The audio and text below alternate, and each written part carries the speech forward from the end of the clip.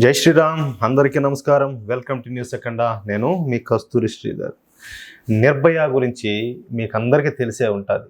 2012లో సామూహిక అత్యాచారానికి గురైన విద్యార్థిని కదులుతున్న బస్సులో ఆమెను ఏంటంటే అత్యంత దారుణంగా అత్యాచారం చేసి వదిలేసినారు.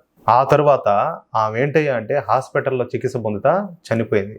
ఈ ఉదంతం ఏంటంటే అప్పట్లో దేశవ్యాప్తంగా సంచలనం సృష్టించింది.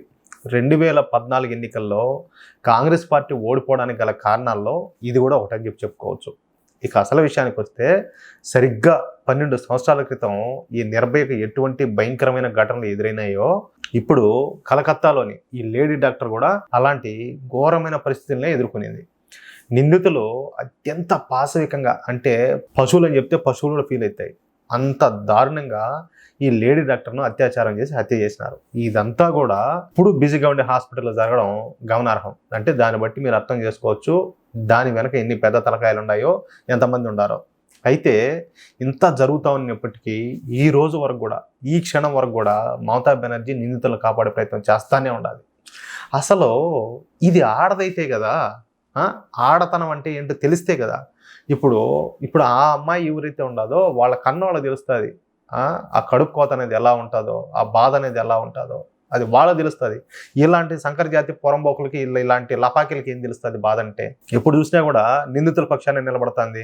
ఏ మాత్రం సిగ్గు లేకుండా ఈ లేడీ డాక్టర్ ఉదంతాన్ని ఇప్పటికి కూడా వెనకేసుకొని వస్తుంది. తాను ఒక మహిళను అన్న విషయాన్ని మర్చిపోయి ఒక సైకో లాగా వ్యవహరిస్తుంది. అసలు మమతా బెనర్జీ మాటలు వింటా ఉంటే రోతం తప్పుతుంది. మామూలుగా అయితే కాదు, అసహ్యం వేస్తుంది. ఆమె వాళ్ళకం చూస్తూ ఉంటే అసలు అక్కడ ఎటువంటి అత్యాచారం, హత్య జరగలేదన్నట్టుగా అంత కేర్లెస్గా మాట్లాడుతుంది. ఏంటంటే ఈరోజు వ్యతిరేకత, ప్రభుత్వం మీద వ్యతిరేకత తీవ్ర స్థాయిలో ఉంది కాబట్టి ఏదో ఈ ఊరికే డ్రామాలు దొబ్బుతుంది, కానీ లేకపోతే అసలు ఇదైతే పడుచుకునేదే కాదు. దీంతో ఇప్పుడు ఈ నిర్భయ తల్లి, అంటే మన చనిపోయిన అమ్మాయికి ఆ స్థాయిలోనే అదే విధంగా అన్యాయం జరిగింది కాబట్టి ఆ అమ్మాయిని నిర్భయ అని చెప్పి సంబోధిస్తూ ఉన్నాం. ఇప్పుడు నిర్భయ తల్లి రంగంలోకి దిగినారు.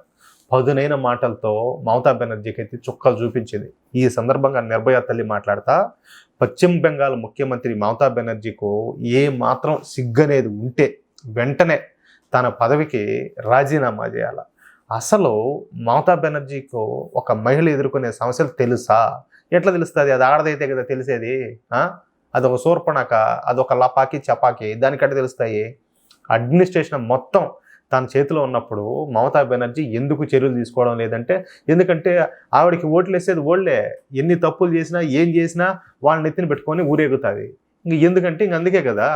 ఇంత హీనమైన ముఖ్యమంత్రిని నేను ఎప్పుడు చూడలేదు. అసలు సంఘటనపై చర్యలు తీసుకోకపోగా నిందితులను రక్షించే ఏర్పాట్లు చేయడం అంటే అంతకంటే దిగజారుతనం మరొకటైతే ఉండదు.